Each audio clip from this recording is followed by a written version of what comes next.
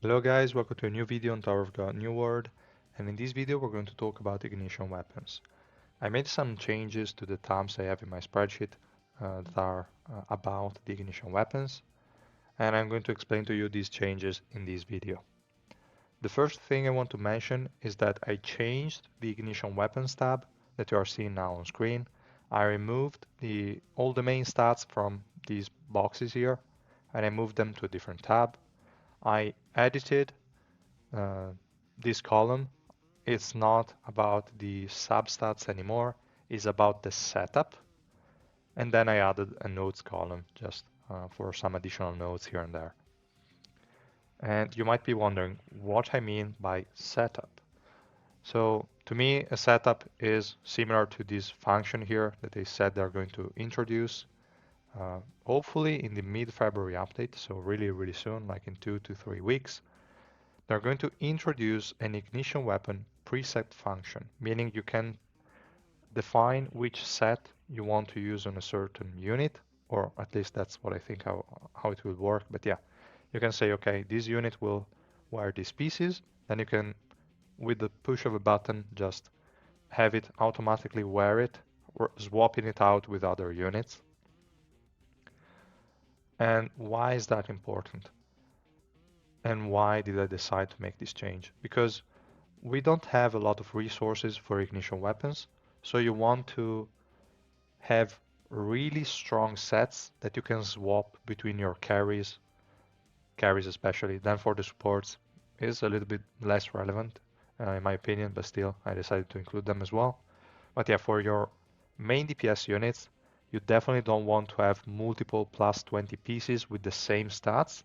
You only want to have one good set that you are then going to swap out based on the needs. And you might say, but like, what happens when I'm in the multi-battle stages? Like, for example, starting from floor 16, every 4 stages, you will have to use more than one team. And here in this example, you might say, okay, let's say I have a really good bergamot set that my Evankel is wearing. What happens? Like, once she wins, then I'm done. I cannot use that set on anyone else. And that's not the case. If you win a stage, you cannot use the units in other teams, that's obvious, but you can move the ignition weapon that they are wearing to a different unit.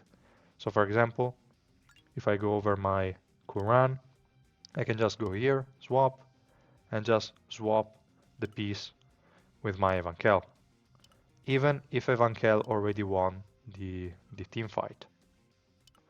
That's really important and will save you guys a lot of resources if you didn't already know this sort of trick, let's say.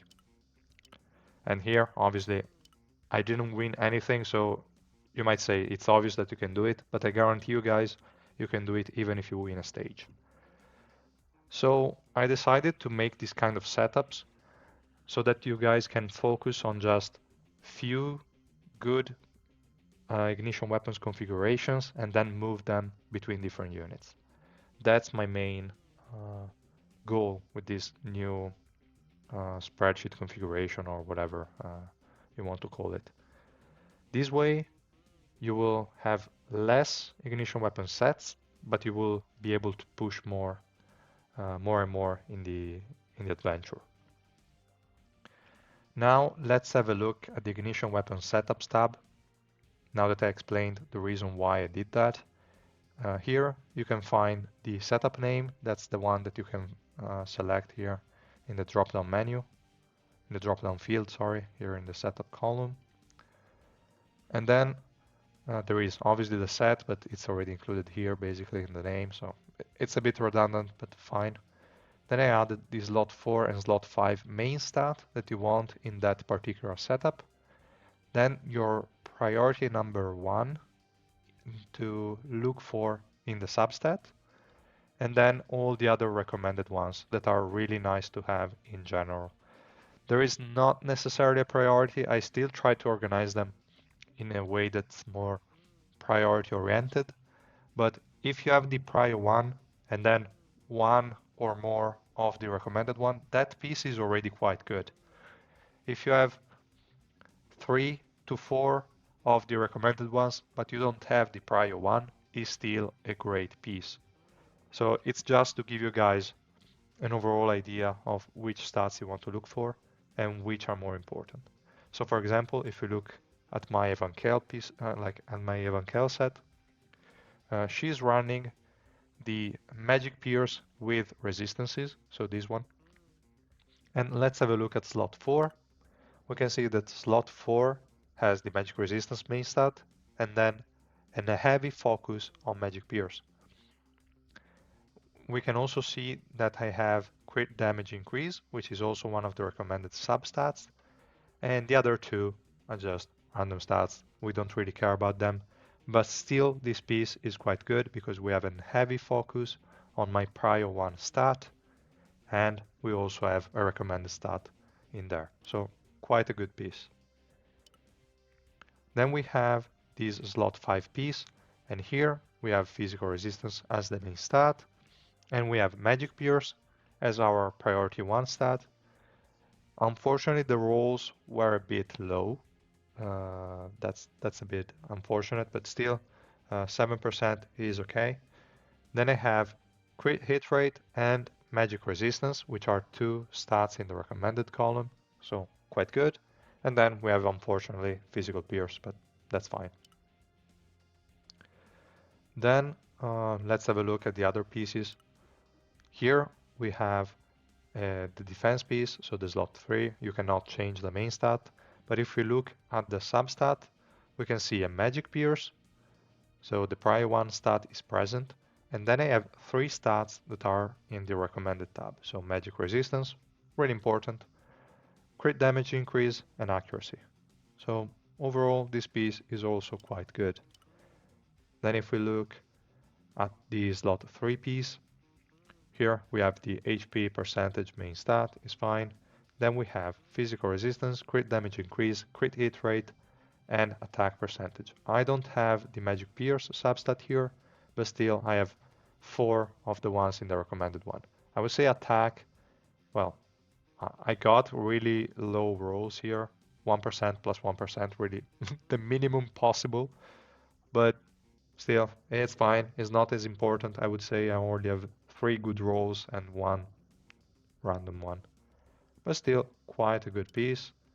Then slot 1, we have again focus on magic peers.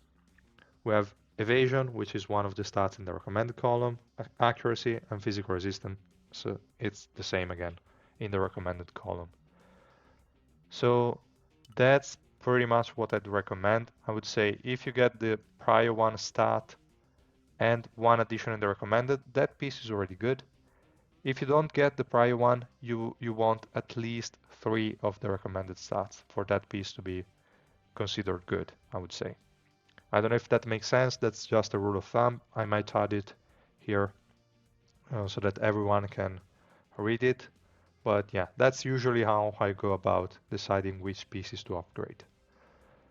So yeah, that was pretty much all I wanted to show you guys.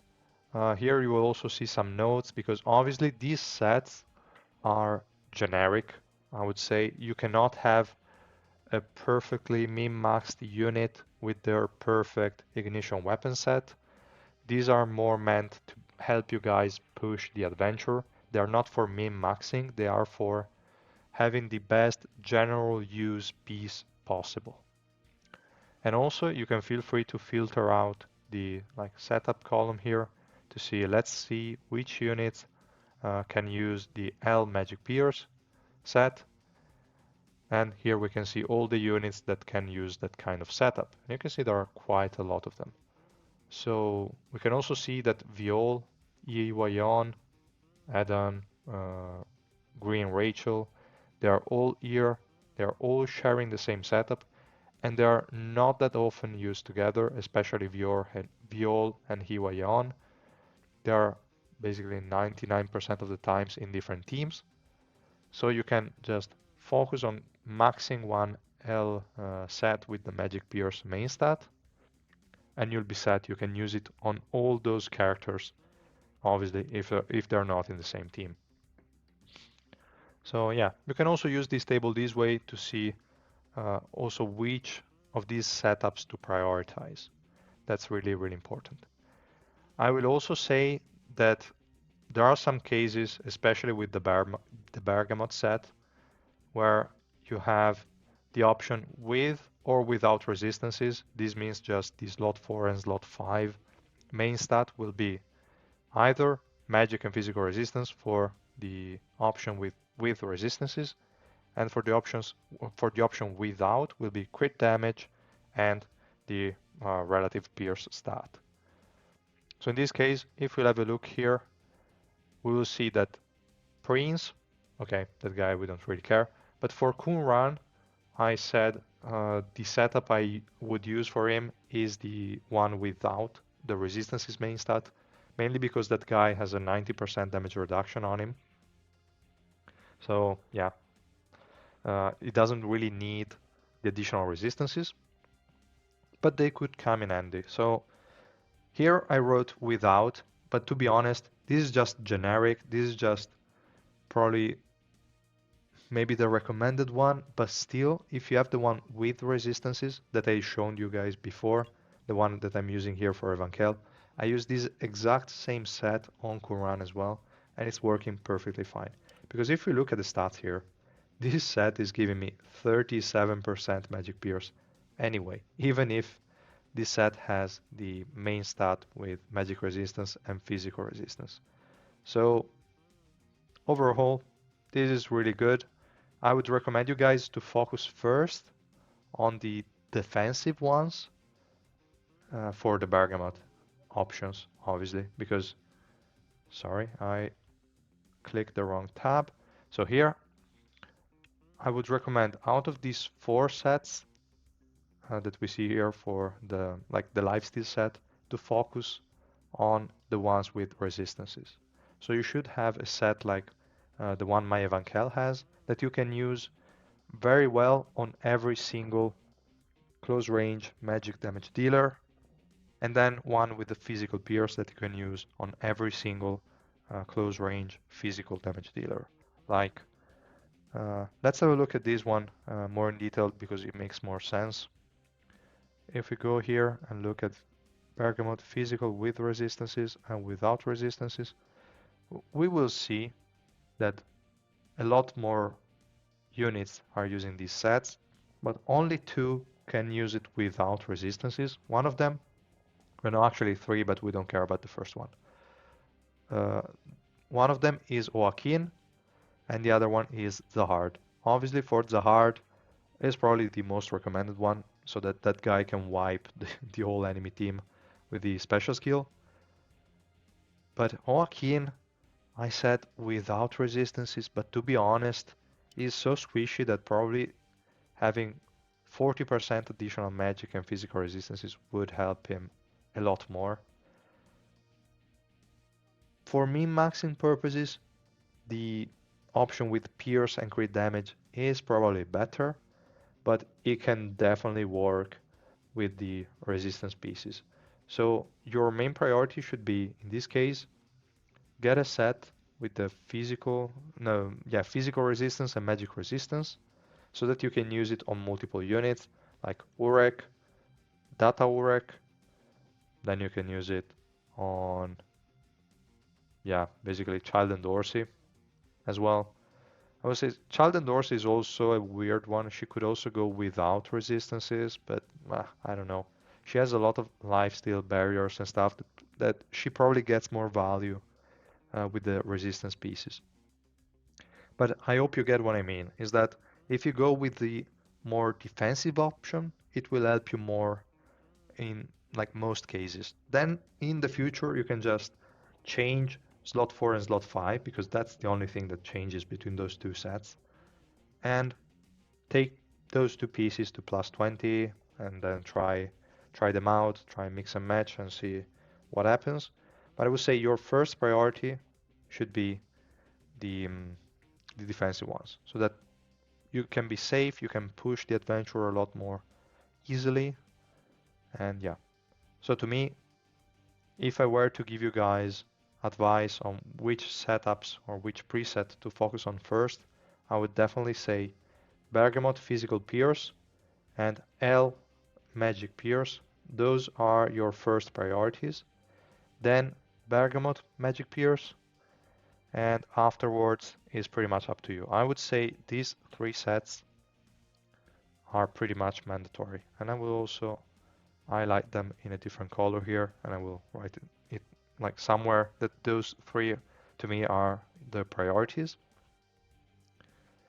because as we will see here in this tab, they are the most widely, like the most used. If you look at the L set again, magic peers, you see there are a lot of units. If we look at the physical ones, the physical one, let me have a look, where is that? Here. We only have 2 units, and one of them is not really used. The other one is nice, but it's like overtaken or is weaker than Viol. So I hope you get what I mean. Those three sets to me are the most important ones. Those are the ones you want to take to plus 20 first, and then the rest is up to you. You can take your time. It's not really too important. Maybe this one, but this one is like used only for Karaka, to be honest. He is the only one that's using the magic resistance and physical resistance slot 4 and slot 5. But if you can get them up, it's definitely going to be helpful. You don't necessarily need to level them up too much because Karaka already has high resistances by default. Then he gets a lot from the ignition weapon set effect. Then he gets a lot from the plus 30. So yeah, maybe you don't need to take those pieces to plus 20, but I would say plus 12 or even 16 is definitely recommended. So yeah, this is pretty much all I wanted to tell you guys. Let me know if this video was helpful and if you find the changes I made to the spreadsheet to be helpful or not. And if you have any additional suggestions, please let me know and we'll try to improve on these tables as much as I can. So again, if you liked the video, please drop a like and subscribe to my channel, and I will see you guys in the next video. Bye!